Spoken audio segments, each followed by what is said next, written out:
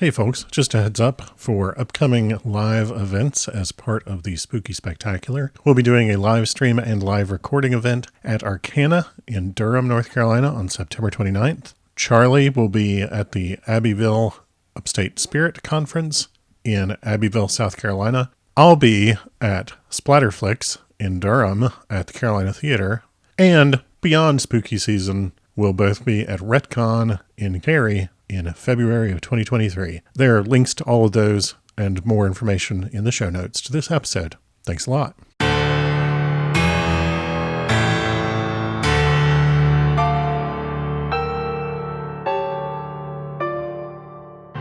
You are listening to Arcane Carolinas, an exploration of the Carolinas' folklore, legends, myths, and modern weird. Each episode, we examine the historical context of our topic and aim to preserve some of the stories that help make this part of the world such a fascinating place.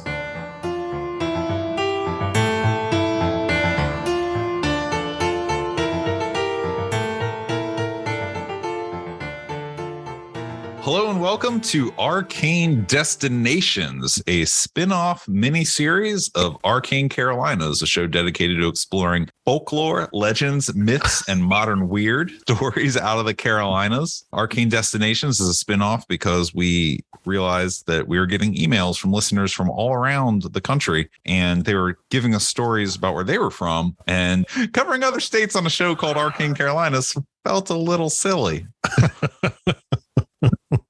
We've already kind of stretched it by talking about Georgia a couple of times with Dragon Con. So it's like, we should be careful about how we violate the boundaries there, literal boundaries. So that's what this show is, a show about weird, off the beaten path stories. And today's episode will focus on the great state of New Jersey. I'm your co-host, Charlie Mushaw. I am your other co-host, multi-award-winning novelist, Michael G. Williams. And like I said, this will be a part of an ongoing mini-series this fall, so we'll be covering some other states. If this is your first time listening to us and you are in New Jersey, welcome. You can find us on the web at www.arcanecarolinas.com. Check it out. We have links to all of our social media on there. We're most active on Facebook, Instagram, to a lesser degree, Twitter, though Michael does handle that solo. So tip of the hat to him for running that one. I am not a Twitter guy. I just never really know what to say on Twitter as us. I say a lot on Twitter as me. Right. But I don't know what to say on Twitter as us. Right. It's just funny. Like every now and again, I'll check it and I'm like, oh yeah, we have a Twitter. I should look at that. So anyway, this story comes from Atlantic County, New Jersey. And it is a big one. It is the big one, as far as I'm concerned, from New Jersey. But rather than just read about it, having misspent a not insignificant amount of time there and knowing someone that actually grew up there, I called up my buddy Mike, and we're going to let him actually kick the episode off and give us the scoop on the location of today's legend before we get into our historical research around the legend and sort of exploring the facts behind it. And that is the Jersey Devil. Neat. Oh, I'm up and I'm pacing now. This is good.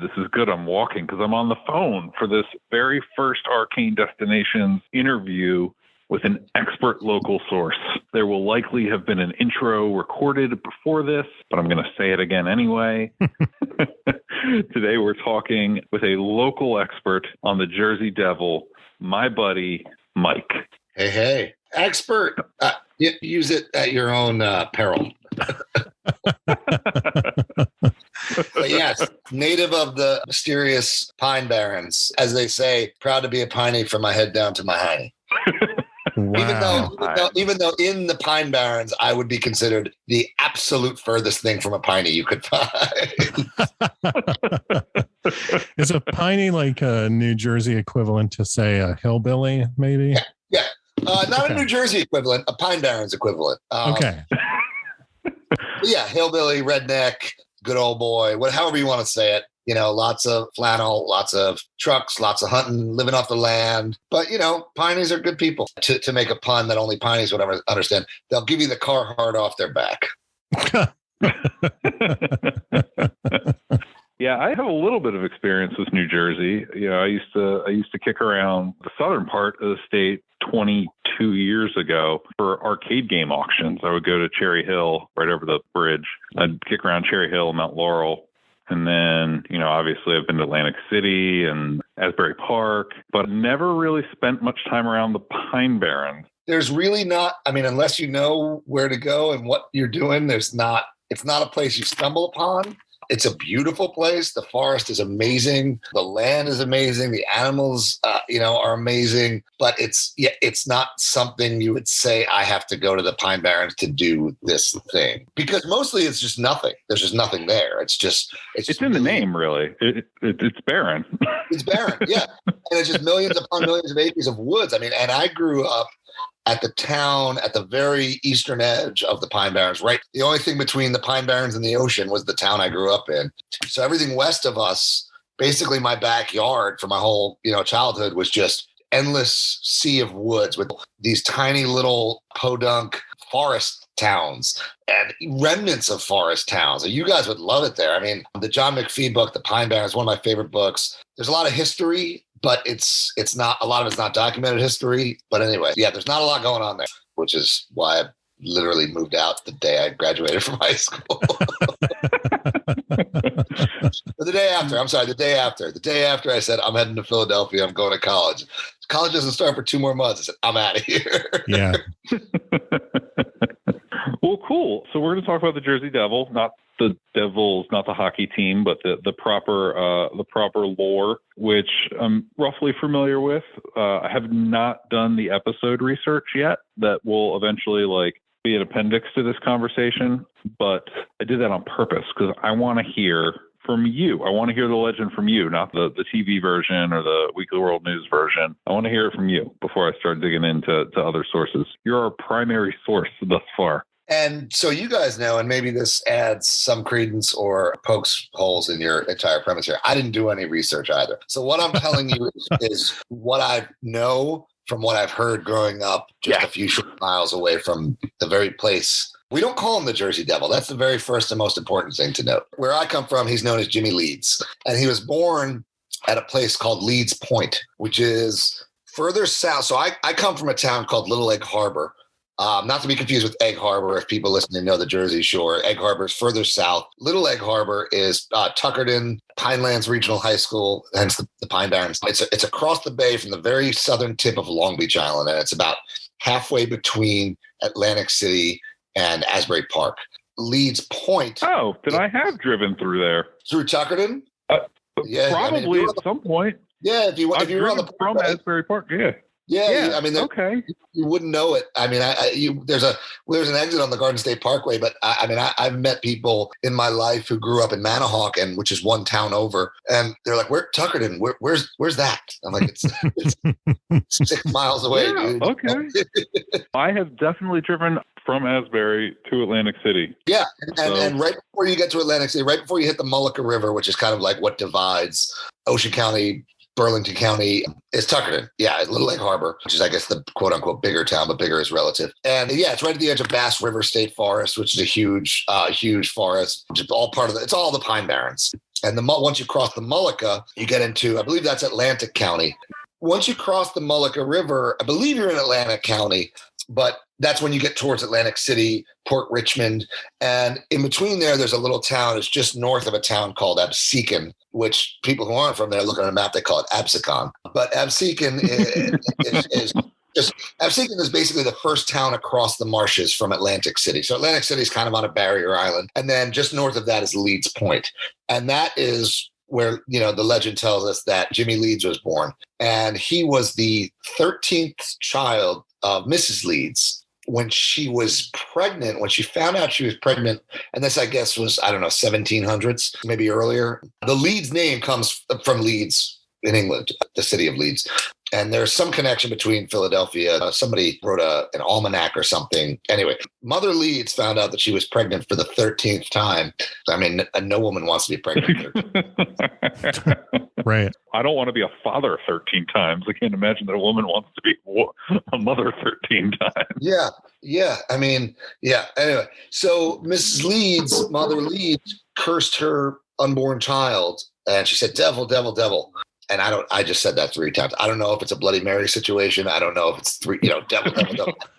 But all I know is that she Well, now you cursed said her. it 6. You just said it 6, so you're good. I'm good. All right, I'm safe. So she cursed her 13th pregnancy. And when the child was born, I believe, if I remember correctly, the way I was told was that he was born normal and then immediately started metamorphizing. And Mother Leeds cast Jimmy Leeds out into the woods, into the Pine Barrens, where he roams today, as we know. The most famous description of him is that he's a biped, but he's got wings and he's got the head of a goat, wings of a bat, and like the trunk of a horse, I guess you would say. And so Leeds' point is, I don't know if it's a more, oh, look at that. I'm getting a telemarketer call right now from Bordentown, New Jersey. It's like Jimmy's calling me. Devil, devil, devil actually just summoned telemarketing these days. Yeah. But I don't know if it's more. I mean, I know it's a Jersey thing. I know the legend of the Jersey Devil is, it's definitely a Pine Barrens thing. But I don't know, because what the Pine Barrens does is it stretches east to west or west to east across like a belt. And the Pine Barrens goes way inland. And I don't know if further inland, if they have the same kind of relationship with this legend or this reverence for, like, I don't know if they call him Jimmy Leeds in towns like Pemberton or Browns Mills, which is further kind of towards Cherry Hill, towards Philadelphia. But, where I come from, it's nobody says the Jersey Devil. It's Jimmy Leeds. That's the legend as I understand it, and scared the hell out of me when I was a kid. Everybody saw Jimmy in the woods, or so they say. I think it's a lot scarier that the legend has a proper name, like a first name and a surname, right? It makes it scarier. Yeah. What really makes it scary is there's a lot of life in the Pine Barrens, but it's a really quiet forest. Or it can be. Like, if you're walking out in the Pine Barrens, more often than not, there's not a lot of noise, despite being, where we come from, at least. Like, so that kind of adds to the whole eeriness. Even though we're on the ocean, it's a very quiet place because it is very, very big. And in most parts of the Pine Barrens, you're very far from civilization. You're far from roads. If you go off on a fire trail in 5 minutes, you're 10 miles into the woods and there's nothing around. And I think that adds a lot to like the eeriness. But yeah, like you said, I mean, the idea that he had a name and he had a story, and there are people, the Leeds family, who can be traced back to England. Is there any particular sort of malice attributed to him? Like, does he go after the bad kids, or does he just like live in the woods and stalk people? Or I never heard those stories. Like, you mean like Krampus? Yeah. Is he opportunistic in whom he attacks? I never heard those stories that he like ate babies or, stole, bad children. Be good or Jimmy's going to come and get you. You're talking to me as an expert, but I'm very much a tourist in the piney world. I was raised by expatriated city folk who came down to Ocean County for a job. My family are city folk. In the Pine Barrens, I'm the furthest thing you'll find from a piney. So maybe real true pineys, I'm sure, have a different story, but not that I know of. Not that I know of. It was just this monster that roamed in the woods that everyone had a story about. Okay. Saw him. So yeah, like I saw him on the Garden State Parkway one night, driving home late at night. Really? He was running by my Jeep. Yeah. What really happened was I was probably tired and seeing the black dog. You guys know the black dog. Yeah. When you're driving at night, you see the black dog run across the highway. Yeah. I was coming back from Long Beach Island, which, it was, right across the bay, but it was late. It was probably 3 or 4 in the morning. And everyone I know, everybody's seen, there are, sites that were, charred. I remember there was one area not far from my house that was, the wood was always charred. There was wood in the Pine Barrens and it was always charred for years. There was like a pile of wood that was charred. And, who knows? Maybe that was him. Maybe it was just a bunch of pineys having what we call a pit party. I don't know. But I saw him on the Garden State running next to my Jeep. Scared the out of me. Wow. Well, man, I really appreciate you taking the time to share. You say that, you might not be an expert or that you wouldn't consider yourself an expert, but you are our source. You're from there, and I don't care. You're our expert. Thank you. And, the other thing I should add is I know multiple people who have Jimmy Leeds tattoos, the most common of which is if you just Google the Jersey Devil or Google Jimmy Leeds, there's a drawing of a goat, bat, horse thing. And yep. I know at least... I do know that one. I know probably half a dozen people that have that tattoo. But yeah, no, I'm happy to. I can't wait to listen and hear what you guys find. One quick little anecdote was after I went to college in Philadelphia and left, Southern Ocean County. And a couple of years after, my parents had told me they were going to sell the house that I grew up in to move closer to my mother's work, which was in Absecon, which the aforementioned Absecon outside of Atlantic City. At one point, they were looking at a house in the town of Leeds Point. I said, don't do it, man. Don't mess with Mother Leeds. Those are cursed grounds. And so they ended up buying a house in Absecon. But I doubt it was because of Mother Leeds. So I'll find myself in Jersey again at some point because that's, life is long and it'll happen. Any recommendations? Anything you want to plug? Do you want to plug any local businesses up there? Do you want to plug any of your projects? If you're anywhere near where the Jersey Devil may roam, especially near the shore, go to Tuckerton, New Jersey, Little Egg Harbor, New Jersey, exit 58 on the Garden State Parkway. And one of the first places when you pull off the parkway it used to be basically like a shipping container, but now I think it's a little more proper. It's a liquor store / bar / fresh clam joint called Pine Bay Liquors, but known by the locals as Old Seven Stools. Go get you a drink at Old Seven Stools, get a half dozen fresh clams, and truly that'll be as close to a Little Egg experience as you can. And if you want to venture further, a little bit further down Route 539, there's a diner called Lucille's, which I don't know if I could say the word made famous, but that Anthony Bourdain went to on his New Jersey episode of, I think it was No Reservations. It's in a town called Warren Grove. That is in the heart of the Pines. But they're all off exit 58 off the Garden State Parkway. Go visit Tuckerton. Best clams on the face of the earth, and good people too. Thank you so much. That was really great. Thank you. Yeah, absolutely. All right, we are back. This is the part of the show where we tend to explore variations on the legend before getting into the history. So other versions of the Jersey Devil legend, some accounts have the baby monster killing Mother Leeds and the attending midwife as soon as it was born and then flying up out of the chimney. Oof. Some have it being born a monster, obviously, like in that variation. Some have it turning into a monster after being born. It's all mixed up and very scary and involves varying degrees of death and disfigurement. Regardless of in what order things happen and what specific things happen, it's never good things that happen. No, it's never good. And different versions have different names. Most common is Mother Leeds. Other versions will give her a first name like Anne or, Susan or something like that. They'll just append a first name. Mm-hmm. And I also do want to take a second to say that this is one of my favorite cryptids because of how crazy the story can be. I feel like it's like a gateway drug cryptid. I mean, it's one of the cryptids that, got referenced in a very vague way, and the story is presented as being very different. But, it got referenced in like the first season of X-Files. It's one of those things that people have heard about from all over the country. Right. If you are marginally interested in weird stories about creatures, I'd put the Jersey Devil somewhere in that top 5 behind Bigfoot and sea monsters. Yeah, totally. I don't know where. I think that top 5 is going to vary from person to person, but for me, it's in the top 5 cryptids. Yeah. So this is the part of the show where we trace the verifiable history behind a legend, and the Leeds Devil or Jersey Devil is not actually that complicated of a story. Oh.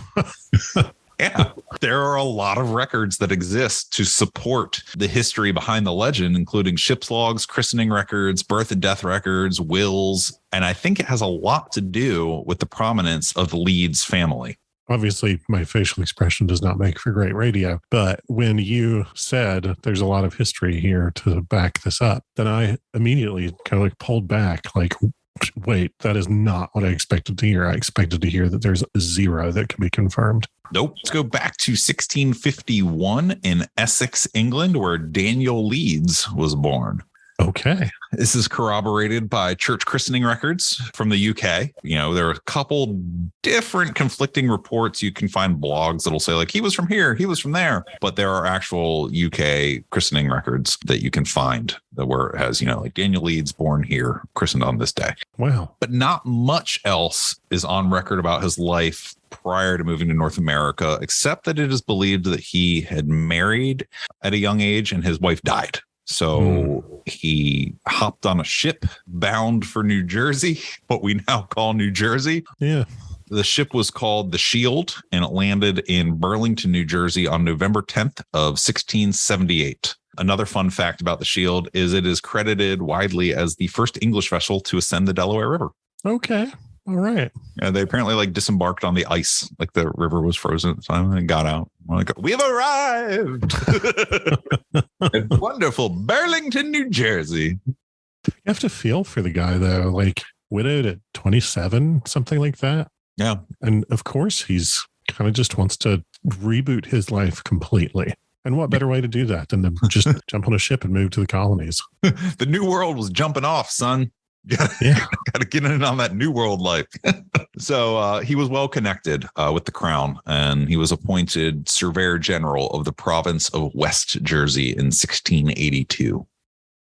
And over the course of his duties as a royal surveyor, he surveyed and then subsequently acquired land in the Egg Harbor area located within the Pine Barrens. All right. So you see where the dots are starting to connect here, right? Yeah.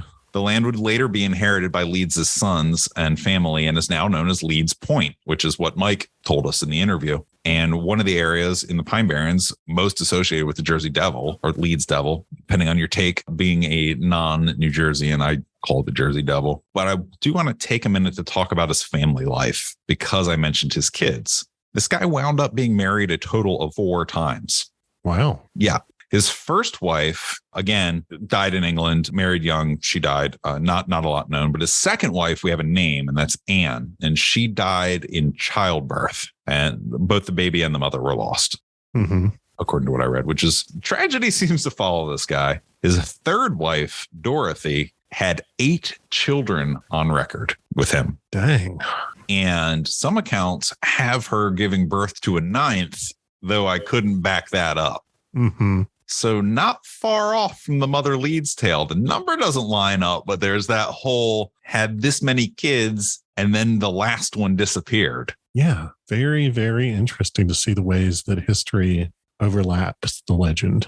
Right. So her name was Dorothy. She passed away in 1699. He married again later in life to a widow named Jane Leeds, and they would live out the rest of their days. She outlived him, and we know about her through his will. All that to say, this guy had, to borrow a turn of phrase that you like to use, a whole mess of kids.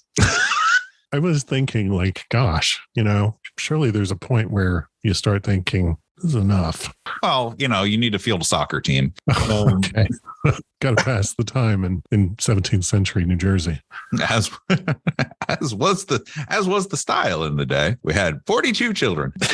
So point is, this guy's got a whole mess of kids and a whole lot of Mother Leedses. Mother's Leeds. Yeah. Had a whole bunch of them in the house over the years, right? So there's many people that could have taken on that name. Yeah. Of note, the Leeds family were Quakers. Okay. Interesting. But Daniel was not a very good Quaker. Oh. He was a bit of an oddball in the Quaker scene. Do tell. He was big into the almanac scene. He enjoyed publishing many pamphlets. And in 1687, he began publishing his own almanac. Okay. Is that a particularly un-Quaker-like pursuit?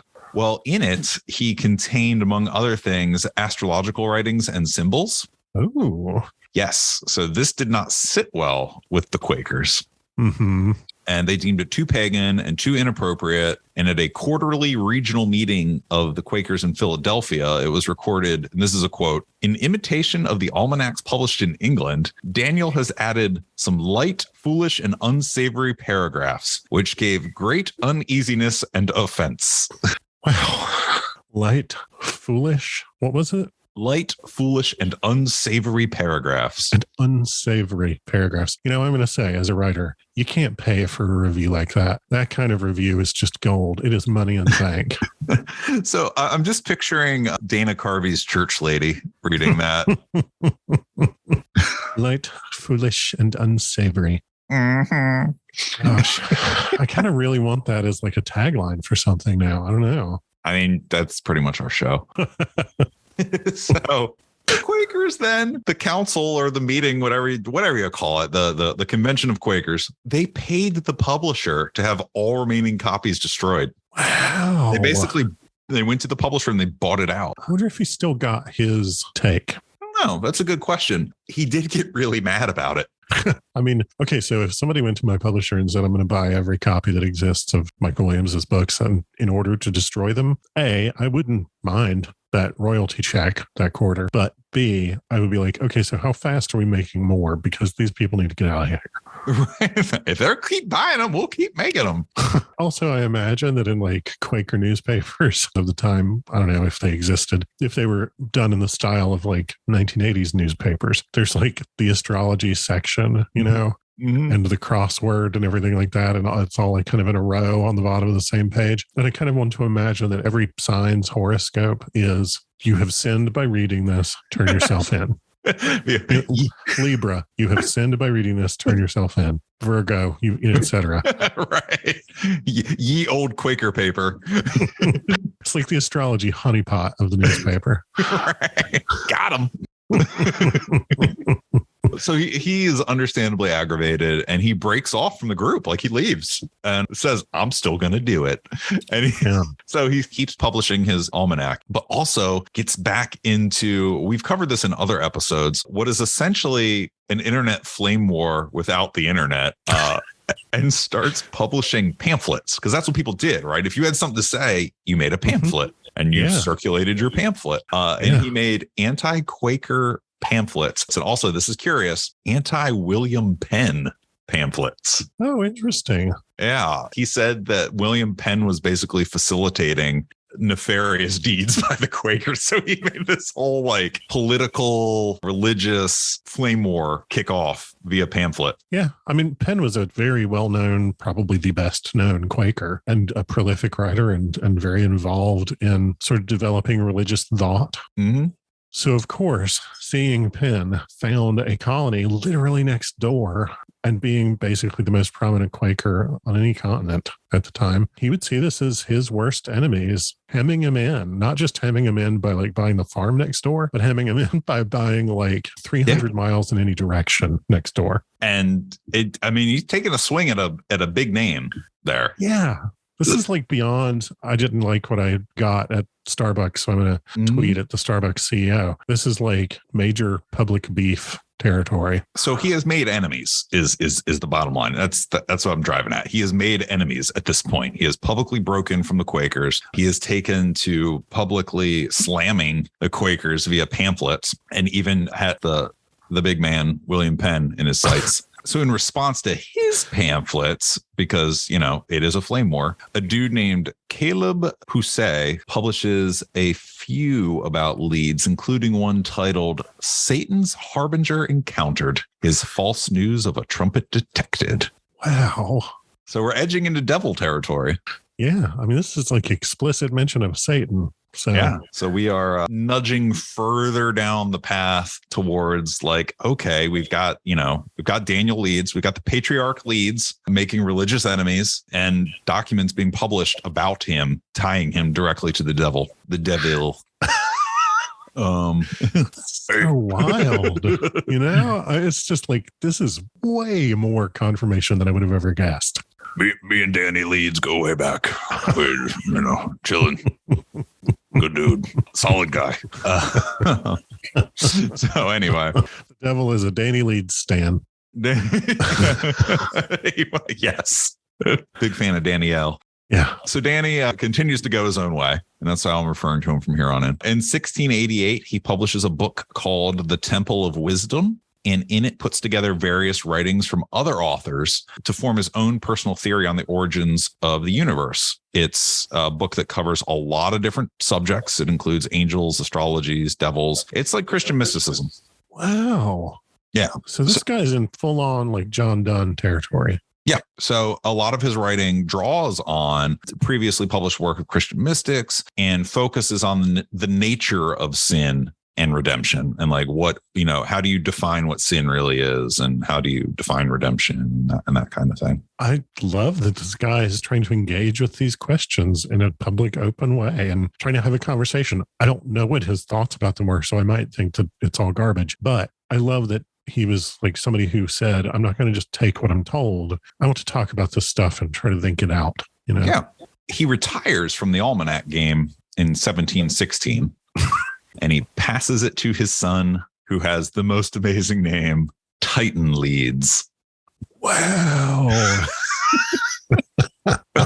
I love the idea that out there's a document that's titled, like, I don't know, the Anti-Quaker Almanac or whatever he was calling it, published by Titan Leeds. Right. And under that, it says, like, also containing, in addition to a discussion of the nature of sin and redemption, also contains weather predictions for next spring. Right.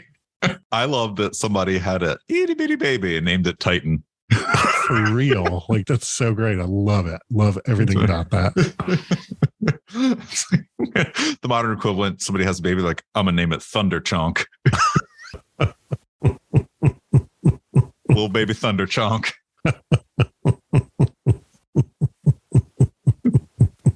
It's just, I don't know. If they were going full, mythological reference with the name, it might have been just as easy to name the kid Anticipated Fratricide.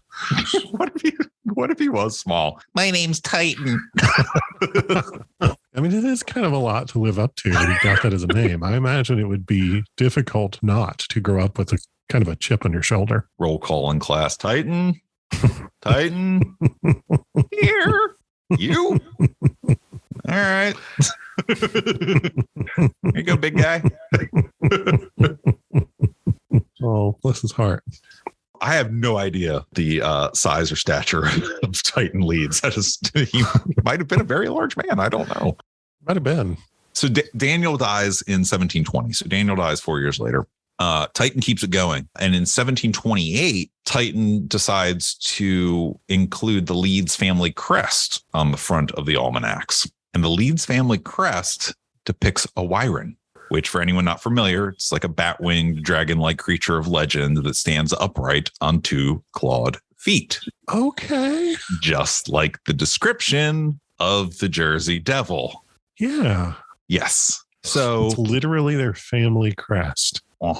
So, oh man, just wait till you get to the end. I got all kinds of stuff. Okay. Okay. So under Titan's guidance, the almanac expands in popularity. Like, he's good at it. It grows. It rivals Benjamin Franklin's Poor Richard's Almanac in popularity, to the point where there's like a Coke Pepsi rival like kind of thing going on here.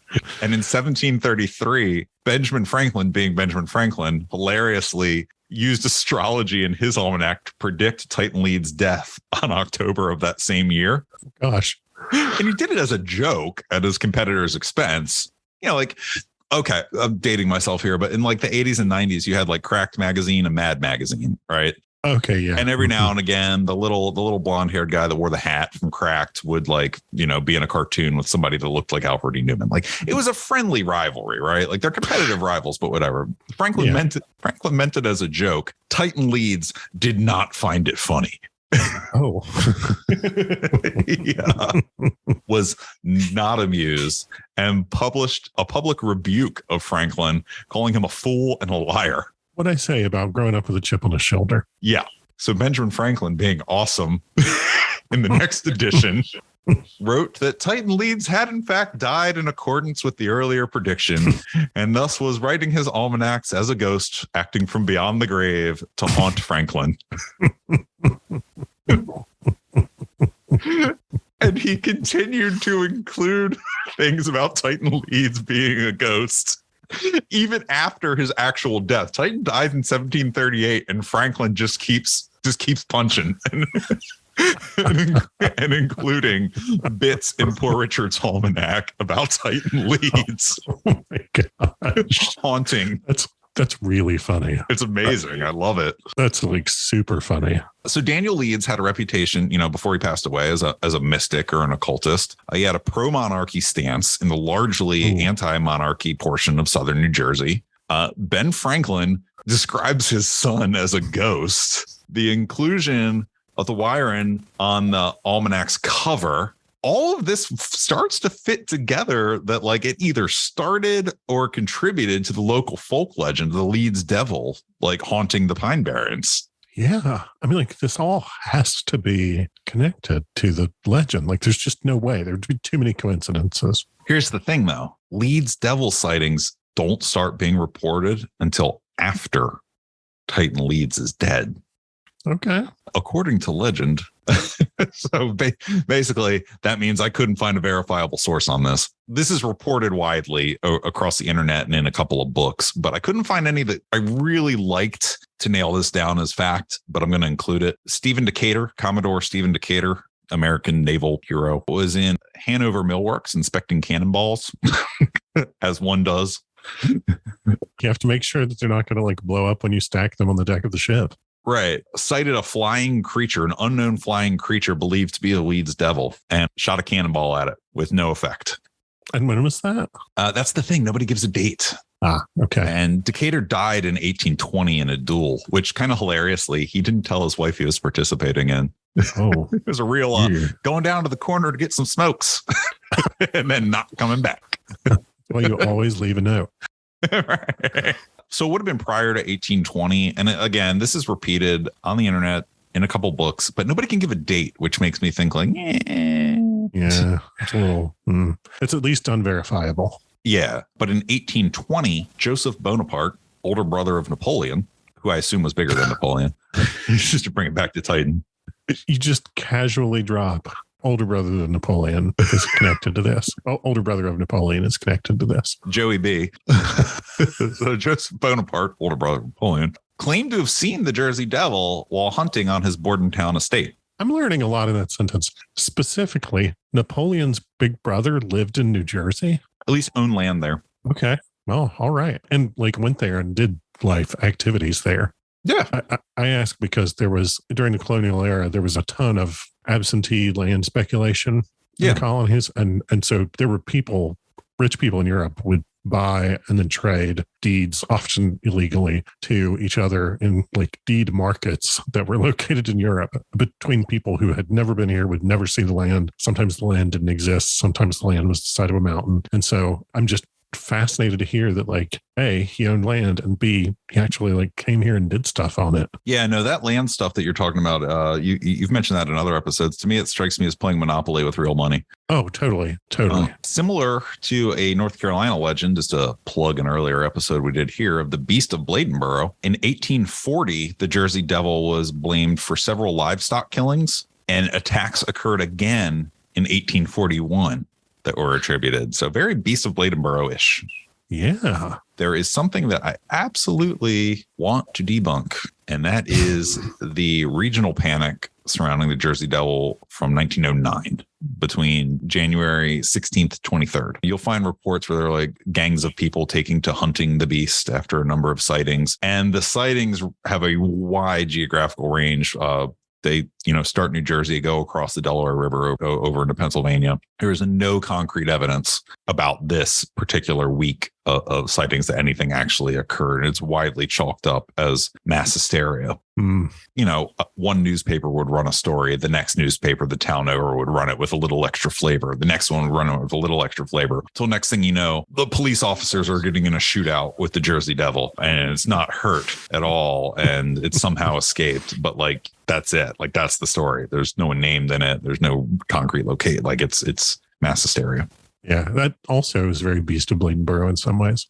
Now, in 1911, a farmer claimed to have trapped the devil, and it was put on display at 9th and Arch in Philadelphia at a dime museum. That was a kangaroo wearing wings. Oh, my God. Oh, poor kangaroo. So that was decidedly a manufactured circus attraction. Yeah. The thing is that over the years, the sightings have continued to be reported. Skeptics, hoaxers, true believers, all going around in circles as to the true nature of the Leeds or Jersey Devil. But what is verifiably true is that the creature is such a part of local lore and legend that the New Jersey NHL franchise is named the New Jersey Devils. It's been on TV shows. It's been in books. There's action figures. There's a PlayStation game called Jersey Devil. There's trading card games. It's been on clothing. And if you can think of pop culture or entertainment, there's a Jersey Devil tie. Wow.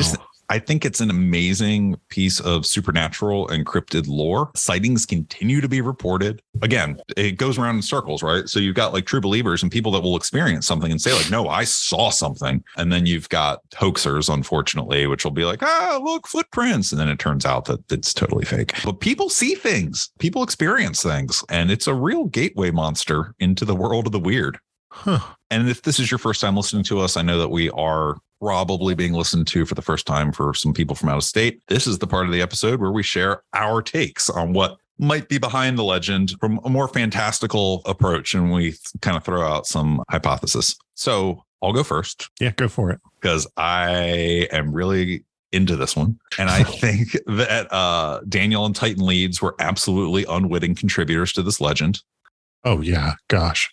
But if you want to put a supernatural twist on it, what if the Jersey Devil is actually the result of some kind of curse that the Leeds family placed because they felt slighted? Or what if it's like the personification of the ill will that they felt towards those that had cast them out? Or like, what if they accidentally summoned some interdimensional creature? Like what if they did it intentionally? You know, like there's so much that you could go with looking for elements of this legend to make for a compelling story. You know, what if Titan Leeds was so mad at Ben Franklin that he like used his mystical arts to conjure this thing and then it got out of control? Yeah. So color me a believer that there is something out there scaring people. There are over 1 million acres that make up the Pinelands. 90,000 of which are federal preserve, but the actual space is over 1 million acres.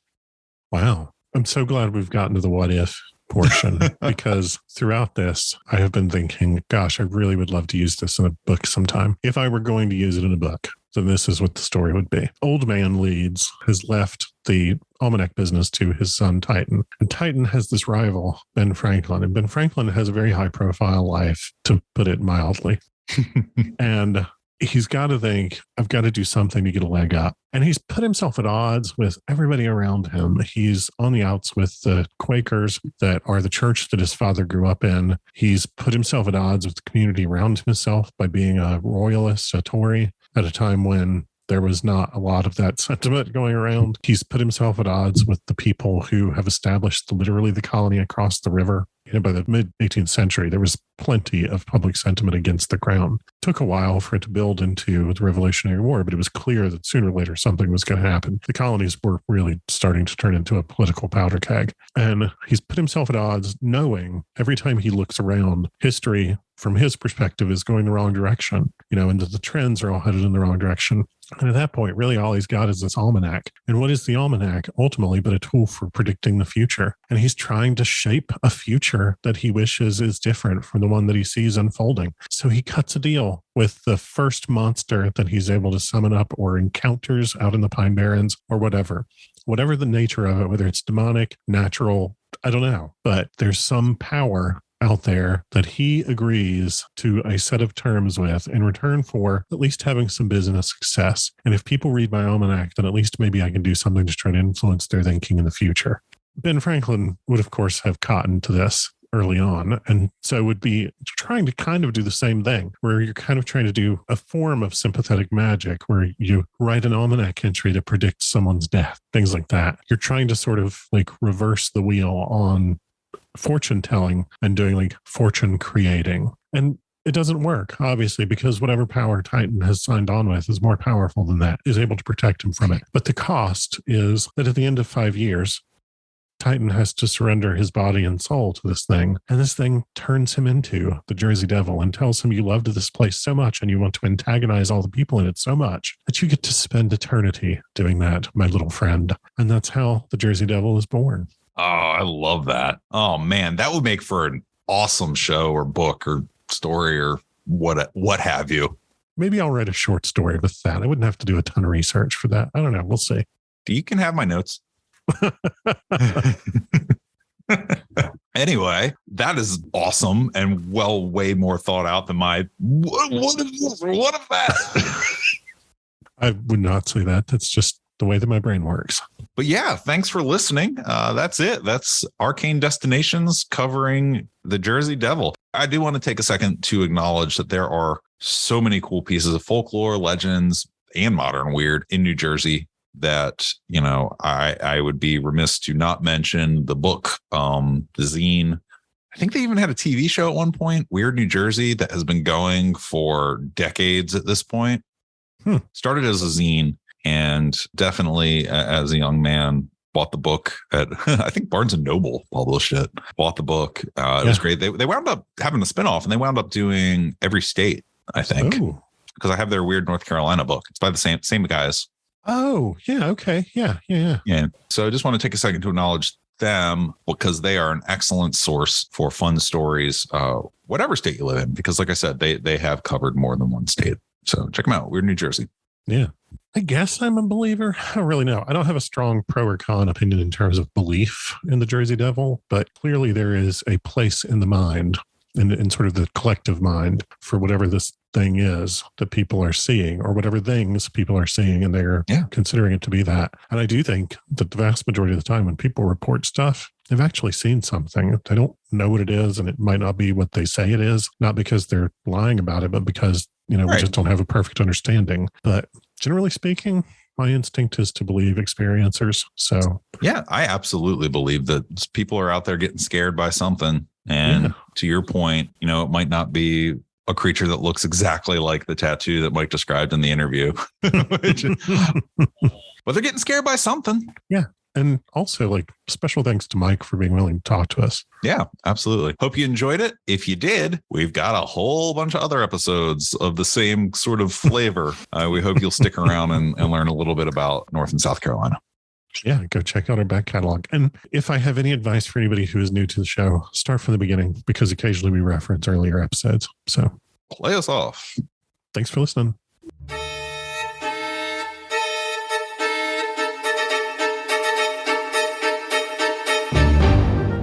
You've been listening to Arcane Carolinas. Thanks for joining us. If you liked it, give us a rating, leave a comment. If you didn't like it, send us an email and tell us why. If you're not wrong, we'll try to fix it. And if you're interested in award-winning speculative fiction, including science fiction, urban fantasy, and horror, find me, Michael G. Williams, at www.michaelgwilliamsbooks.com, and check out Falstaff Books at falstaffbooks.com. If you'd like to pick up some Arcane Carolinas merch, look at behind-the-scenes info, pictures, videos, stuff like that, all the things that get cut, check out arcanecarolinas.com, where you can get access to our Patreon, our Facebook, our Twitter, our Instagram, all that in one place, including the merch store. Buy a shirt. Clothe your body. Drape your body in our wares. Be our living billboards. Please cut this.